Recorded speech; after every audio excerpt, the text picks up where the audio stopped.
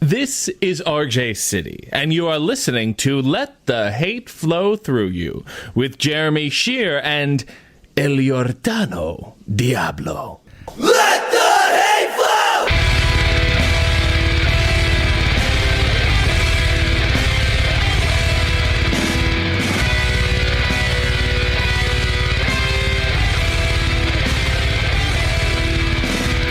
Available on the Lousy Weather Media Network. Welcome to Let the Hate Flow Through You, your weekly dose of audible hatred. I'm Gheramy Shear. El Giordano Diablo. And joining us for the second time on the program this week is comedian, producer, musician, podcaster. He wears many hats, but he doesn't have any bald spots to cover up. It's Gheramy Demery. Hello. I am also a television and movie producer now. A television and movie producer. Yeah, I filmed a eight episode series over the summer. Oh, nice. Yeah, for a comedian in Columbus. Okay. Yeah, filmed it, directed, produced. That's Nice. awesome, man. Hell yeah. Who would have thought 15 years ago that we'd all be here? Yeah, I wouldn't. If you would have told me 15 years ago I'd still be alive, I'd be like, with the way I drive. Yeah. No, I didn't think I'd still be alive. Hell, I didn't think like 90% of the shit that I've been doing requires paperwork.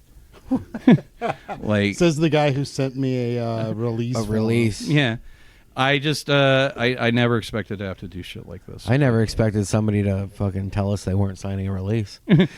Who was that? I don't want to put any names out there, but there was a comedian who, what was it, Sheer? The person said, I can't sign over my likeness rights to you without talking to a lawyer first.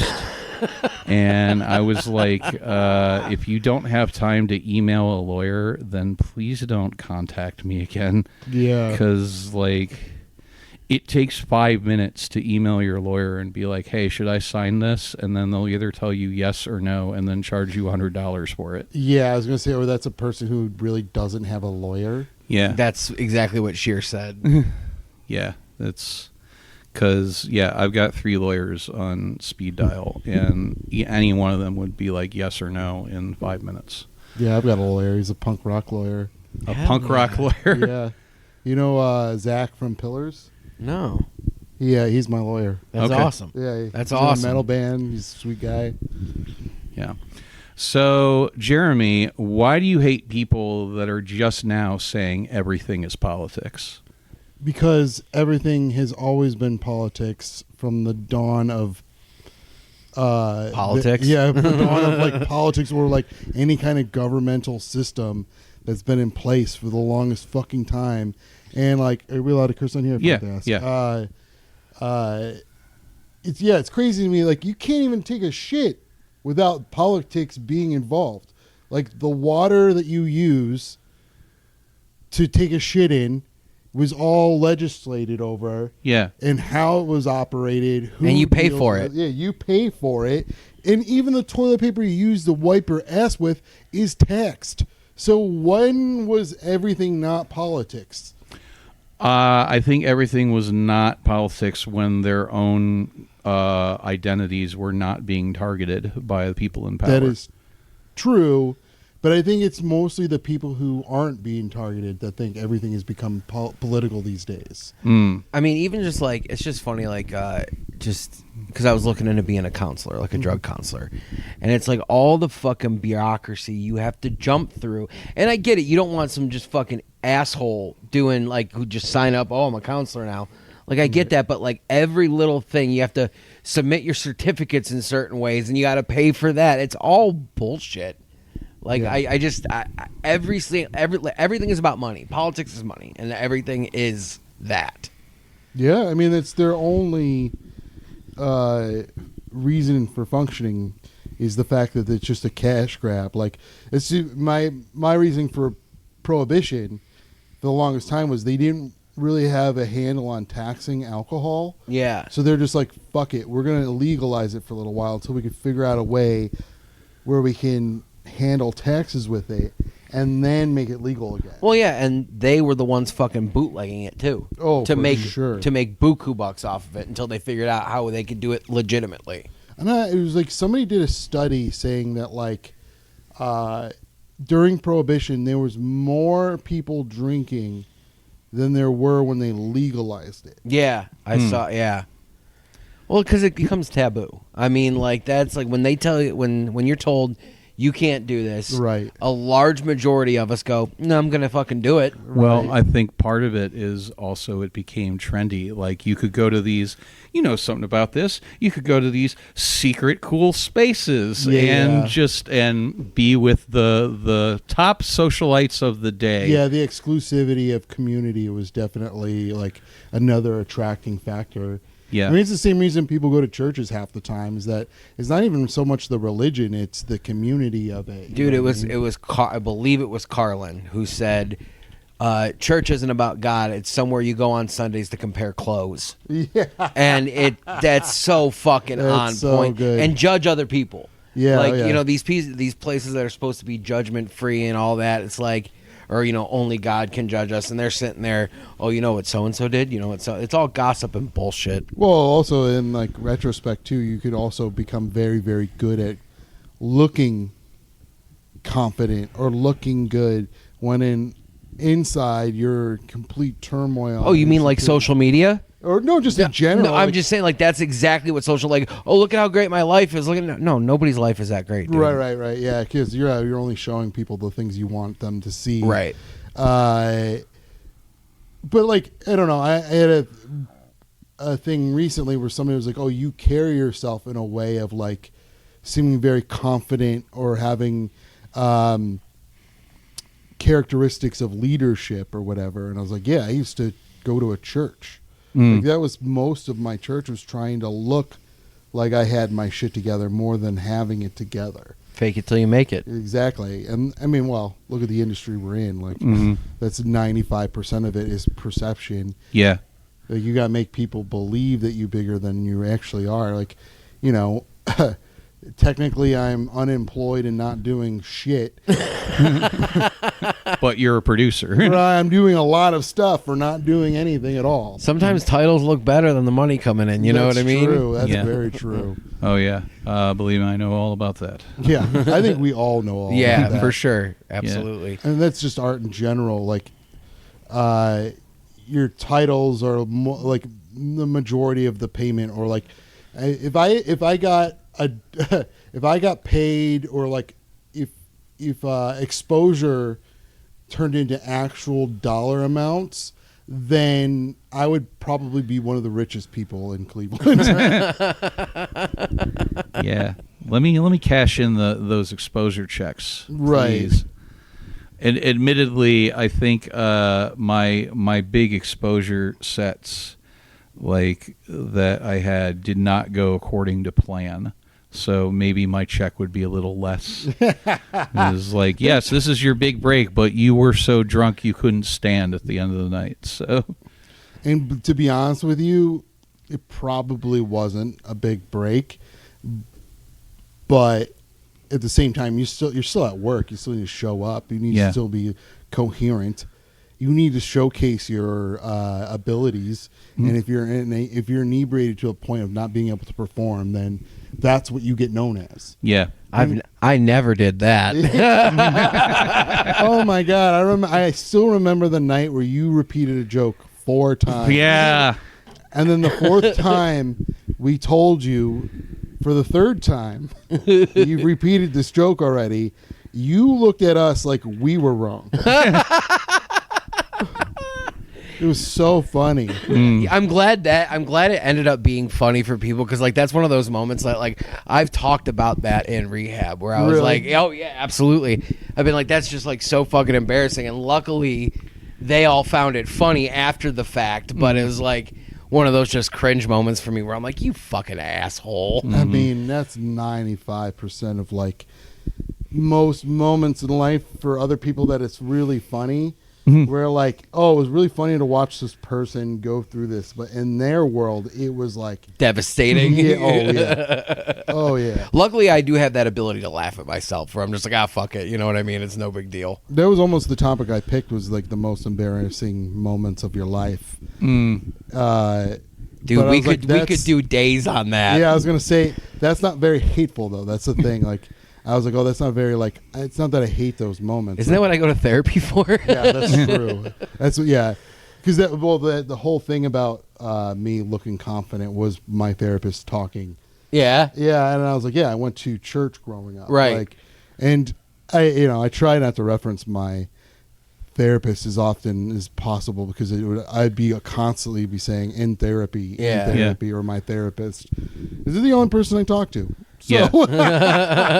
No, I get it, because it's the one person that you're paying to talk to. Yeah. So Yeah. My only friend is my therapist. Yeah, the only friend. Yeah, that's how you know you've had substance abuse issues, when your only friends left in your life is the person you're paying to be around. And they can't even stand you sometimes. Yeah. They just can't say it. They don't understand you. Yeah, They're like, yeah. oh, I really kind of perceived you as a confident person. I was like, no, I'm a piece of shit. yeah, Actually, I'm a mess. I have found that therapy helps when, like, I just need somebody to help me hang on to the ledge. But in terms of actually, like, maintenance, I get no benefit from it. Yeah. And I think mostly that's because I'm in trauma therapy. Like, I can't do regular therapy because I've had too many people fired at this point. CBT does not really work for trauma, in my opinion. Like, because I went through a trauma class like the last month and a half, and I got so much more out of like the exercises and stuff that we did. Yeah. Instead of just like, because I feel like just rehashing your fucking trauma over and over and over again does you no good. Because you have to learn how to fucking deal with it, and just like, I don't know, like if you just rehash it over and over and over again, that's like Scientology shit. Mm-hmm. It just like beats it out of you to the point where you don't feel anything. But that doesn't just apply to that situation. It applies to every fucking situation. Well, when I was going to AA, like early on when I stopped drinking, what I found was that after going there and talking about alcohol that entire time, all I wanted to do was a fucking drink. Yeah. All Absolutely. Because what we did for the last hour is talk about doing the substances I enjoy doing. Right.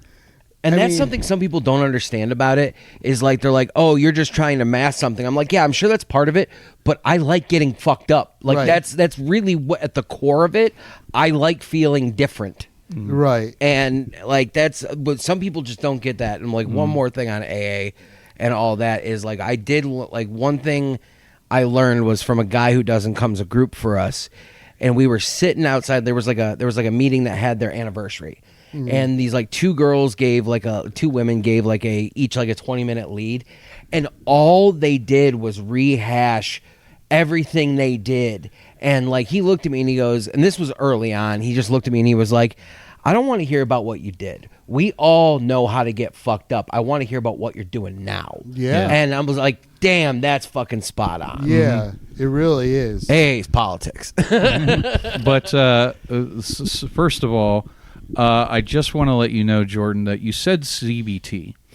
And through context clues, you could not figure out if you were talking about cognitive behavioral therapy or cock and ball torture. It could have been either It one. really, hey, you know what? Maybe it was both. A little bit of column A, A little column B. A little for you, a little for me. but you know how everything has always been politics. You know, all of us have been in the mental health system for quite some time, and our access to those services is consistently determined by who's in power. Yes. It is a lot harder to get like intake into the system now than it was when I first tried to get into the system in 2014. And that is I can't imagine. Like, thankfully, Jordan found his way in. Yeah. Now, because it's they've kicked everybody off of Medicaid. Yeah. Pretty much, yeah. And I don't know. I don't know if I should say this or not, but whatever. I just got my recertification letter for like the next year. So I'm that's great. And I don't plan on it being a full year, but just the fact that I have that little bit of a safety net is good, because people are getting cut. I wouldn't be surprised if by the end of Dipshit's presidency, it's gone completely. Or, close to completely. Yeah, completely gutted. Somebody is going to have to clue him in about that. And this is something that not a lot of people realize, but you have to have people on Medicaid. You have to have these claims for these people that don't have means being paid, because otherwise the EMTALA payments, which are the payments that they make to emergency rooms to treat people regardless of insurance. Yeah. Like basically ensuring that you can go to the ER and like they won't turn you away. Those are going to increase exponentially if you don't have people on Medicaid, because that'll be their only option. Because emergencies are still going to happen. So all that is going to happen is you're moving the money around, but it's all still eventually going to go to the same place. So you might as well have it be more of a benefit for people that need it, instead of pretending that, oh, I'm not paying for this trans person's surgery. Right. Which is not happening. Right. And on top of that, even if you do have health care, there's still politics involved because of the fact of what they're willing to cover, because it's the government who negotiate what your packages look like with healthcare in general. Mm-hmm. And so I have healthcare insurance right now, and my mental health is only covered for 6 months. That's shit. Crazy. That's crazy. And no matter what my doctor tries to do, or my therapist, they can't seem to get more coverage. Mm. No matter what they label me as. So it's does it only pay for one therapy visit a week for 6 months, or Yep. do you? Oh, okay. Yep, Shit. because I wanted to up it to twice a week, Yeah, and we couldn't get that done. I've been at that point before. That sucks, especially if you need that and you can't get it. Right, and then that's another thing is everything's been so politicized to the fact, but it's always been political. Yeah. Those systems have been in place for politics to be involved long before I was even alive. So, Mm-hmm. when you go through certain things, and sure, on the outside looking in, it's probably something that somebody could handle or they can go through. But I also don't feel like I've already put such a strain on my personal relationships through past things that I've gone through, that the things that I'm going through now, it'd just be so much nicer to go to a professional with. Yeah. Because also the people who I'm talking to aren't qualified to help me. Right. It's nice of them to listen. Right. They're good people for listening, but they don't have the tools that I would need or to be shown to deal with these types of trauma or stresses or life circumstances. Right. Because I recently went through a divorce, and it got ugly quickly, and just to get through all of that, before I went back to therapy, and that was even a strain on my relationship because they felt offended that I needed to go back to therapy. That's fucked. Even though I was in therapy while we were together for the most part, and it was 4 months, the last 4 months of our marriage, I wasn't in therapy. And that's honestly when I realized that shit was a lot worse than what I had thought. What you had seen. Yeah, or Yeah. because of the therapy, I think it actually elongated that marriage probably longer than it should have been, which is also why I switched therapists Yeah. when I went back into therapy. Sure. So they were just teaching you coping strategies in order to deal with the problem instead of dealing with the problem. Right. And then, but also, like, they kept saying, like, you got to stick with it. You got to stick with it. You got to stick with it. When literally I'm the only one fighting for this relationship even.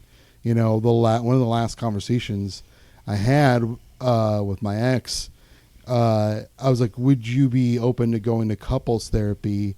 And she said to me, well, why don't we just admit that the relationship's over? Oh, yeah, at that point. And I still stuck around for another 7 months. 8 months, Damn. hoping things would Work out. Yeah. You know, I was like, I just need to be patient with them. Yeah, but when things need to, that takes two people. And if one person's just not willing, then, yeah, like, it's like, and I'm not saying, like, I'm not coming at it. It's like, why waste your time? You know what I mean? Yeah.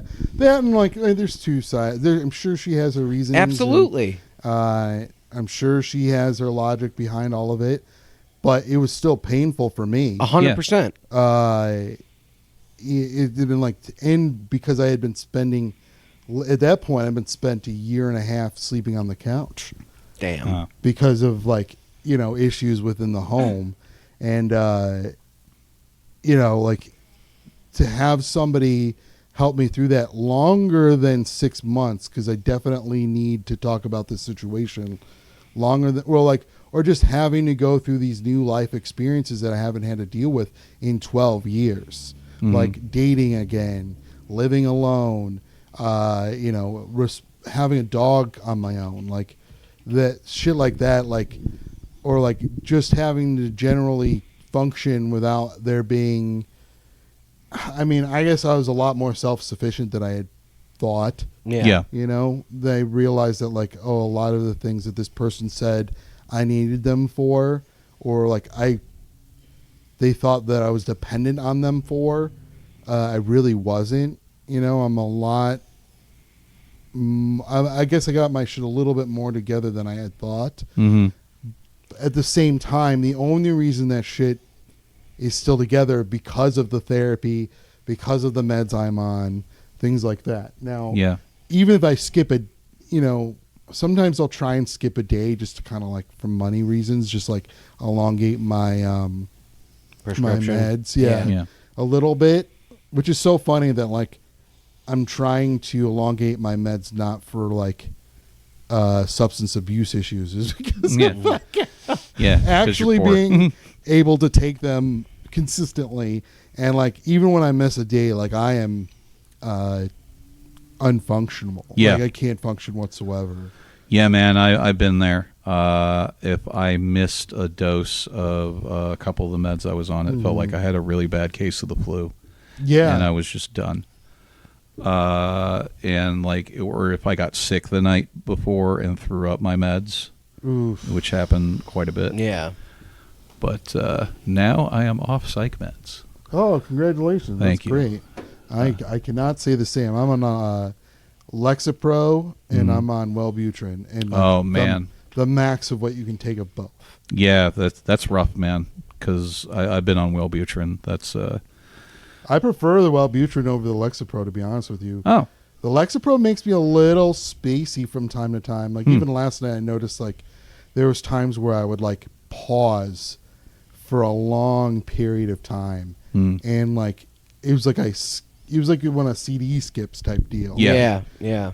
I just was trying to figure out where I got left off, They just upped my Zoloft to, like, because I was on like 150 for the longest time, and I took it down to 50. I was like, I can't, because I just felt like a fucking zombie, and I was on 200 of Lamictal, and I cut myself down to 100. But I just started with this new therapist, and she was like, all right, I'll keep you at 100 Lamictal. She was like, but with your anxiety and your depression right now, I would like you to go back up to 100 of Zoloft. I was like, okay, I just don't want it to be a permanent solution. She was like, it doesn't have to be. No. So most therapists are like that. This is my funniest thing about a lot of people saying, like, oh, like, I don't want to go to a therapist because they're just going to try and put me on drugs. That's not what they do. Yeah, it's not what they do, for starters. And then when they do that, they make it clear to you that this is just a tool of coping. That's what people don't understand, is that, like, I have, like, my roommate where I'm at, like, he is on all kinds of shit, and he's just a miserable fucking prick all the time. And I'm like, dude, he goes, oh, well, they keep upping my meds and nothing's working. I said, but you're not trying to make things better. Right. You have to actively, like, these are just in place to help you while you work on yourself. Yep. And like, people don't understand that. They just think, oh, they're feeding me pills to make me feel better. Well, let me ask you a question. Do you feel fucking better just taking your pills? No, you have to actively work on yourself. Right. Well, it's also, especially with the antipsychotics that I was on, when you're confronted with a situation where generally you would react a certain kind of way that's problematic, and you have that little extra tool you can use where it's like, this pill is making me feel like this. If I can just focus on this feeling, then I can deal with this situation in a different manner. And that is what I got out of the pills more than anything. It wasn't a general feeling of well-being. Right. It was just, when I am confronted with a situation that is going to make me react a certain kind of way that people don't like, I now have this other tool in my arsenal that I can use. Right. It's not a fix. Right. Right. Just like booze and abusing meds is not a fix. Mm-hmm. Yeah, like, don't get me wrong, like, Xanax does make me feel better. It calms down my panic. But like, when I'm just using that as a crutch to get through every little thing in my life, the rebound effects of it are 10 times fucking worse. Yep. 10 times worse. Yep. Mm. And then you add booze to the mix, you know, it's bad. It's a bad fucking cocktail, man. Oh yeah. But the unfortunately, because there's so much money in the alcohol industry, to the point where there's a specific government agency devoted to the enforcement of all of said rules, regulations, and people getting handouts for beer and stuff. There's just no escaping it. I mean, let's be honest about it. It's a controlled substance of poison. That's Absolutely. what it is. And that's the reason why they have to have laws and regulations over it, because it is a poison. Yeah. I worked in, I was a beer rep up until like 6 months ago. So, I remember when you got that job. Yeah, I mean, I was working for a brewery for a little while, and then I left the brewery and I worked for a distributor. And it was like the distributor, when I worked for them, I realized like how many laws are in place as far as even just how alcohol is distributed was baffling to me. And I was like, oh yeah, because we deal with a poison. Like, Yeah. We're constantly distributing like a controlled poison.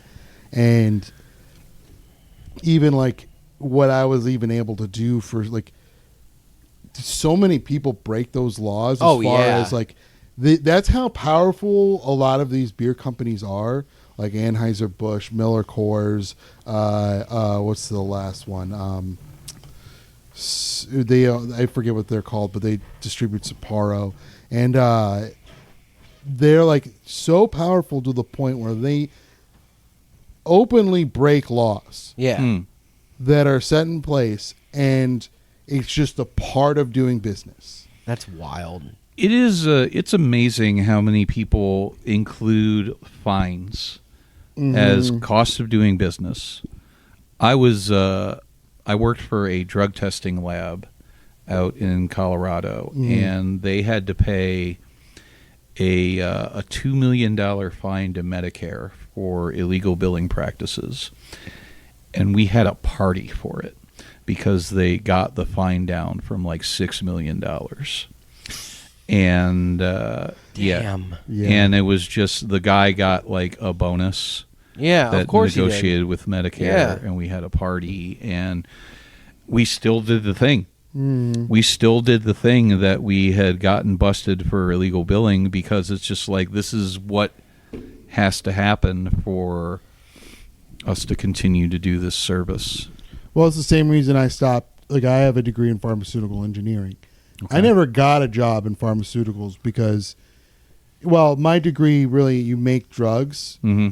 But again, there's all that legislation and all that bad politics and bad behavior from those money hungry capitalist CEOs that like I knew that they, like you can only dance with the devil for so long before you become his mistress. Absolutely. So I don't want to be constantly dependent on that paycheck from this particular or these particular company or this particular industry, because I knew how corrupt it could be. And the company that I got a position offered to me, which was a very, very generous offer.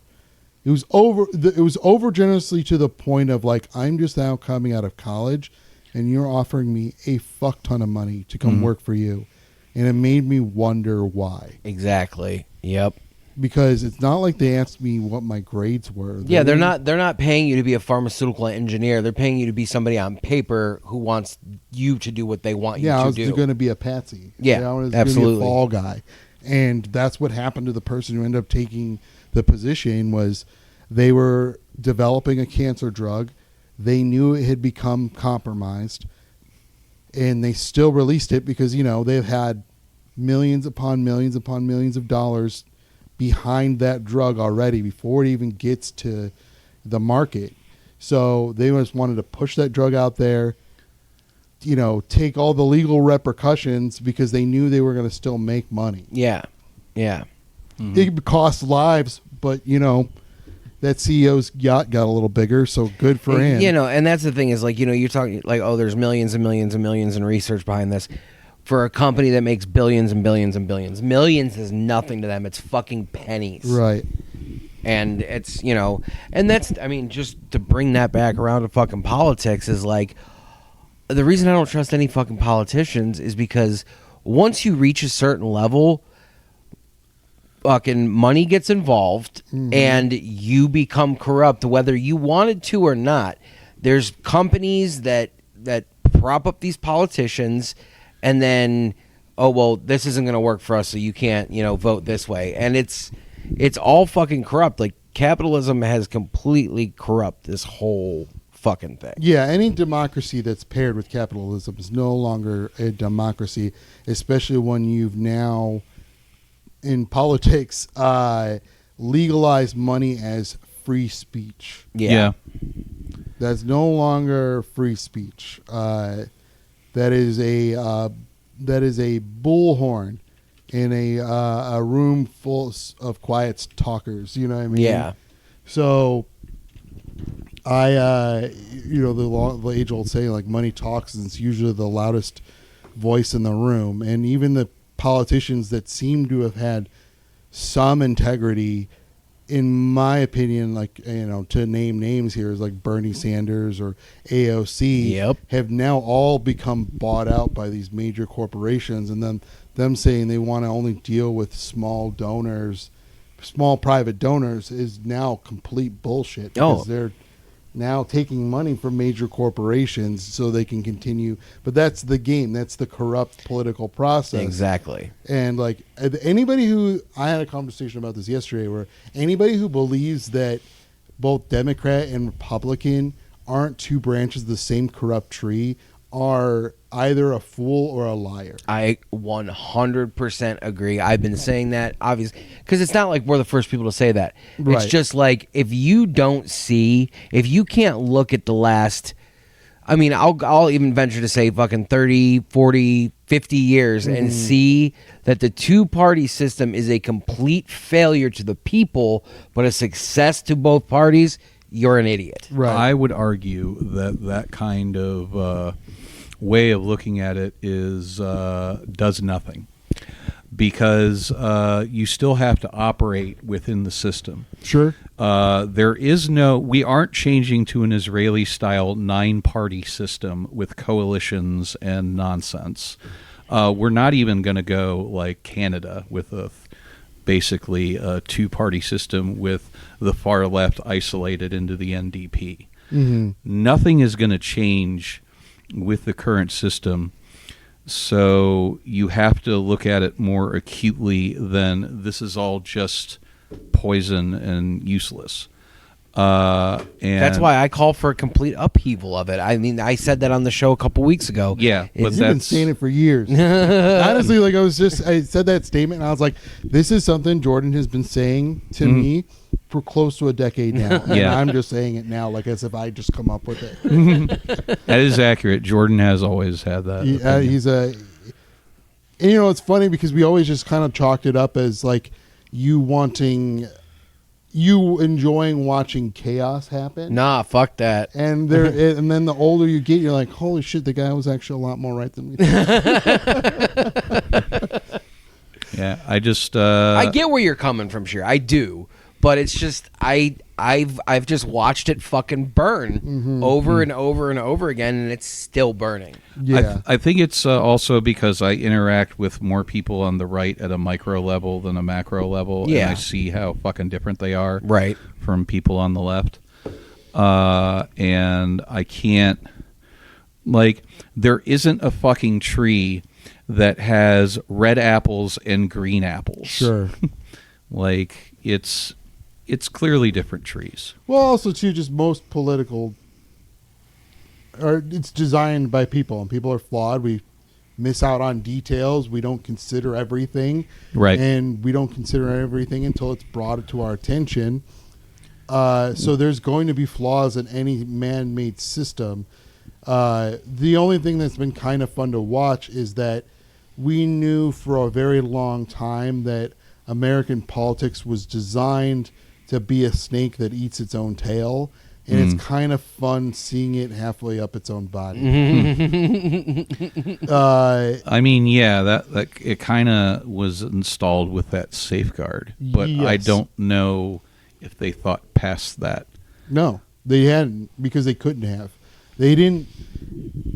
I mean, because the country when we started out was so, I guess in a sense, even our richest were still pretty poor in comparative to, you know, other established lands at the time, aka England. Yeah.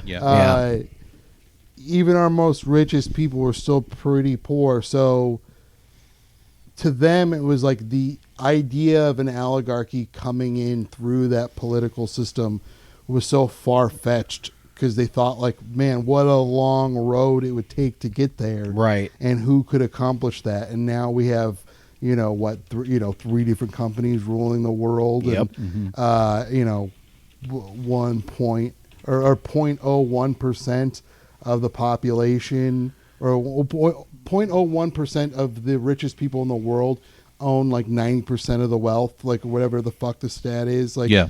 it's insane to me that, like, we think, or we've been convinced that we are a country of options. It's an illusion. Yes. It's an absolute illusion. I mean, and fucking Carlin said that 40 fucking years ago. Yeah. And, like, you know, people always say, "Oh, you're just parroting him." Well, guess what? He was fucking right. Yeah. He was right about everything he talked about. I hate how relevant he still is today. I hate it. It's scary. Yeah. Go ahead, Sheer. Sorry. What I hate is there are all these new comics coming out when doing impressions of, like, Andrew Dice Clay and Mitch Hedberg and the countless Stanhope clones.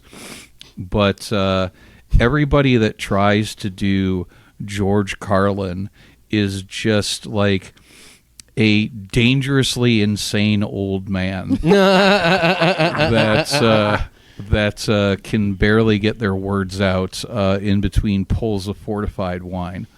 There isn't like a new, like, a refresh of Carlin, and then the I would say Burr is probably the closest. You took the words right out of my mouth. Yeah, I mean, he is the closest, especially when it comes to him having an angry point of view. Yes. Not even just that. I mean, the way he's pointing out the shit about billionaires and that stuff is very Carlin-esque. Burr's doing it in his own way. Sure. And I don't think he's parroting him at all. But I mean, I've said that those last 7 years or so where he's gotten a little more political and he's pushed the bounds. I don't think he's going to go full on Carlin where it becomes. Hey, I'm going to start doing wordplay jokes. He's not, because he's already taken money from the Saudis for that comedy festival. He's on that. Yeah. Damn. Yeah, That sucks. Isn't that fucked sucks. Yeah. Hey, I'm going to go kill a journalist while I'm there. MBS said, hey, you want to borrow my bone saw? And I said, sure. up? Don't meet your heroes. Or don't that's the thing. Don't have heroes. Yeah. You will be let down. Yeah. You absolutely will be let down. I mean, but as far as just the comparison to Burr and Carlin, I don't think because I think that from 99 on, maybe even before that a little bit, Carlin became, it was still comedy, but it was spoken word. It was very much I'm making a fucking point. Yeah, there's funny bits in there, but I'm making a point. Mm-hmm. And I don't know if I'll ever see Bill Burr get to that. And I don't think he should either. No. Because Carlin was he was a word master. Yeah, that, and he had such a rhythm to it. Yeah. You know what I mean? His speed ups and slow downs, and it was jazz and in word form. You don't think I'm jazzy? I got a black wife. Jazzy as fuck. That's perfect. That I love is really it. good. That's great. That's how I'm gonna get on Kill Tony. I'm gonna please welcome Bill Burr with hair. Hey, get rid of my alopecia. And then you'll rarely get asked back like Jeremy Watkins or Jeremiah Watkins. Did you ever see those those old clips of Kill Tony when Bill Burr went on there the one time and just fucking destroyed Tony Hinchcliffe? Yeah, called him a cunt. Yeah, it was great. Because I don't like that guy. I've never liked that guy. So I've always been oh, that's great. It's that's my favorite roasting that motherfucker. I think that has Tony Hinchcliffe and a lot of the in our realm has been the dawn of the now everything is politics people. Yeah. Because all of a sudden it's infecting the comedy world. Right. But it always has affected the comedy world. Yes. It was just you guys out there that are this is all new to me. You haven't dealt with these right-wing idiots for years and years and years and tried to keep some of them out of your rooms because they were genuinely dangerous. Now they have a whole city to themselves. Yeah. Yeah. And it's becoming like New York and L.A. in terms of comedy tourism. Yeah. It's one of those places you can go down there and I'm just going to go see some shows, and that's what people do. I don't think it's sustainable, though. No, it's not. I think it's already proving to not be. Yeah.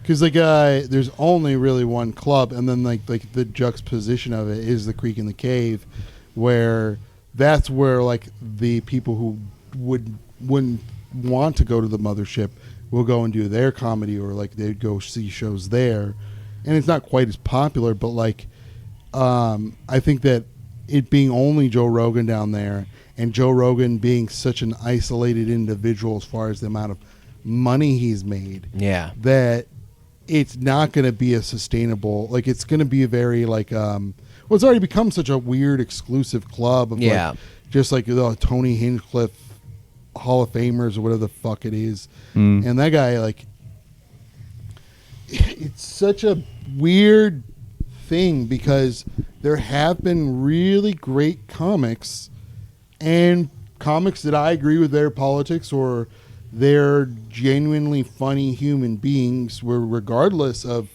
whether I agree with their politics have come through his system of one joke become popular. Now the bad side to that is that it's only 1 minute of material that you became very popular over, and sometimes people don't realize that you're supposed to have, now that you've gained that kind of success through that podcast in that 1 minute, now you need an hour's worth of material. Yeah.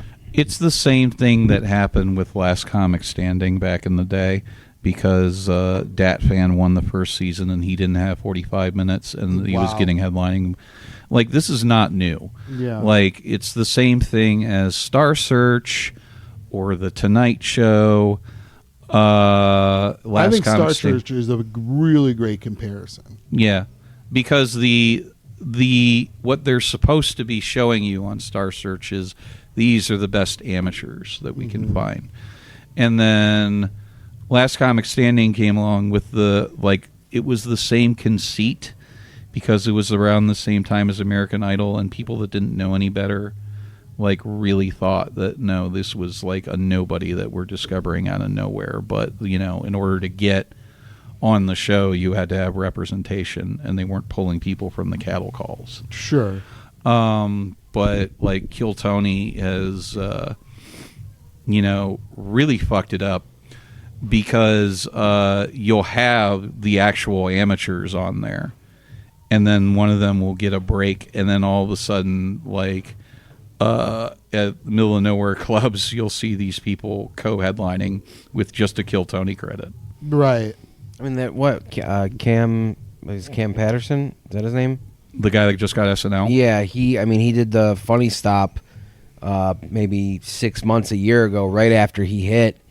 And, I mean, I was like, I wonder how long he can actually do. You know what I mean?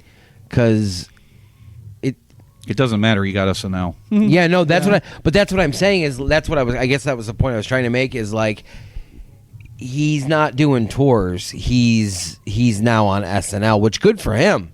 That's fucking great. But I feel like those people who are naturally funny are going to be more suited for something like that, where they can write a 4 or 5 minute sketch, act in something instead of getting up and doing 45 minutes. Yeah. I mean, that's the person's goal to begin with anyway, so Sure. good on him for hitting it earlier and not wasting a lot of our time Yeah. having to try and get there, and trying to suffer through very weak 45 minutes of material because that's all they have. Right. And that's as good as it's going to get for now, until they can get some years behind them and develop what their material is. But good on them for getting to where, I guess, a spot where they're better suited earlier.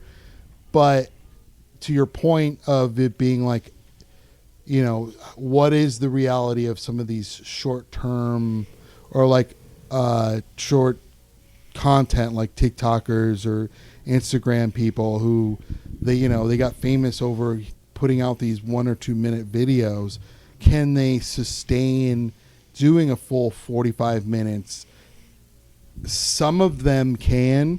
Yeah. I mean, a really great example of that is Elijah, Elijah Neville, who's a really great example of when opportunity meets talent. Yeah. He is truly a talented, funny. He can do 45 minutes and it's entertaining. It's good. It's thoughtful. And he's 21 years old. 21 years old. He's a really great example of a person who, yes, they blew up on TikTok, but they have the chops to back it up. Sure. Yeah, he put in the work too. Yes. Even now that he's getting headlining gigs out of town, he's still showing up to mics and working out All the time. Yeah. 2 or 3 mics a night. Yeah. He has definitely got a very strong work ethic, but also too, there's no such thing as an overnight success. He had been doing his TikTok and his Instagram and his social media for almost a decade. Right. And a lot of people don't realize that he's been doing it for a very, very long time, making videos. Maybe not at the consistency he's doing it now, but he has been doing it for a long time. And, again, he blew up during a time where we had nothing better to do than watch TikTok and Instagram. And I think that's going back to the sustainability part of it. Whereas for some people that is going to work. But where money is at now as far as the entertainment industry is, yes, you got to get popular on social media, but you have to do a live show. People want to come see you. Depending on what your area is. I mean, you look at bands. They don't make shit off their music anymore. They make all their money from touring. Yeah. And that is going to be the same across the board. Yeah. Oh, yeah. If I make all my money from blackmailing people. and also, I wondered. I forgot to tell you, Let the Hate Flow Through You is a barefoot podcast now, and we're going to use to sell pictures of your feetsies. That's fine. Okay. I can pay rent another month. Yeah, there's the live show is important, but Was I people supposed are to be barefoot now. No, you're fine. We'll get to the point. I'll be like, it's time for the feetsies. But people are getting their shows canceled now for being on the wrong side of whatever political thing is going on. Now it's the Charlie Kirk thing when we're recording this. The weird thing that I've seen is, do you know Cliff Cash? Okay, he's from the South, but he's a very left-wing political comic and has been for years. I think I know what you're talking about now. Yeah. And he just blew up like more over the past year than the entire time I've known him. But ever since the Charlie Kirk assassination, he's been getting his gigs canceled. And it's not like they're just now finding out this guy is a libtard. Right. That's pretty much his whole deal. Right. And it's bizarre that that particular side has picked this moment as to be like, now we've got you. Right. Well, like also too, like you think back at like Lenny Bruce, who was getting arrested for saying curse words and speaking up against judges and politicians. I mean, that was the real problem. Is that Lenny Bruce? They made the cursing thing a point of contention because they knew it would play better. Yeah. And as far as like the general public is concerned, then it would be him making fun of judges and politicians. Yeah. Judges do not like when you come after them at all. No. I had a listener go to jail for a number of years for starting a smear campaign against a judge. It like honestly doesn't matter the side of the aisle. They want unconditional respect. Right. And it's a problem. You can unconditionally blow me. there's a punishment. I sentence you to blow El Jordano Diablo, and you'll stay on there until he's done. Maybe that was what Epstein killed himself over. Yeah. Not many people know that fact. Yeah. El Jordano Diablo gets brought into Rikers Island like Hannibal Lecter, except the mask is over his dick. Yeah, I was gonna say. I just walk in and there's that like big buff cop. I'm like, out of the way. I'm That's here so to handle funny. my business. Yeah, he's like, well, I'd rather just choke on this towel than choke on Jordano's dick. No comment. Everybody makes that decision eventually. Yeah, it's either off yourself or blow me. That's it. Those are your choices. Hey, you should just be thankful I gave you enough credit that he might choke on it. Yeah, that's Everybody thinks Kaczynski died of cancer. Nope. I always wondered. Unit below me. Unicomer. Jesus Christ. All right. So, Jeremy, where can we find you on the internets? You can find me on Instagram at Gheramy_Demery. It's GHERAMY_DEMERY. You can find me at secretsocietycomedy.com. You can find me at Golden Ox Studio. You can also listen to my podcast, which is called Not Weird, Just Homeschooled, which I should have both of you on. Yeah, I think that would be fun. You guys would both be great. Where else can you find me? I just produced a television show out of Columbus for a Columbus comedian called Not Even Funny. I'm really excited about it. It's essentially like a show about a guy who lost his daughter to suicide, and how he gains support and strength through his community and comedy. Oh, that sounds good. Yeah, it's been Neff Johnson was the star of it, and he, honestly, man, it was such we had not known each other before this project. Yeah. And by the time we were done, we were I would consider him one of my best friends. That's awesome. Yeah. It's amazing. Can't wait for it to check it out. What a good collaborative experience will do for your relationship with somebody. We really grew as friends during that whole project. And I had started off that project, married and a homeowner.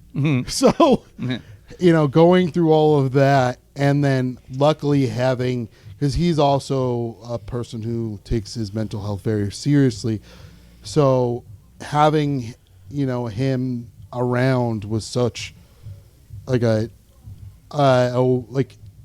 unexpected godsend that having him have gone through even more traumatic stuff and having survived it in the way he has, and I guess growing stronger within himself, going through that was a nice person, I guess, to be around. That's awesome. Hell yeah. So Jordan, I don't think we're going to find anybody that hates people who are just now saying it's all politics as much as Gheramy Demery. No, there is another. And scene. I won't apologize again. I'm a repeat offender. You can see right through my skin. I don't care about making mistakes. I keep setting up and falling out my face. Feed me numbing agents. Drag me to the ring. Another discharge paper. Diagnosis drunkenness. I keep my bruise and my brain and under the punches, and I was meant to take. This has been a Lousy Weather Media Network production. Find new episodes and archives at lousyweathermedia.com.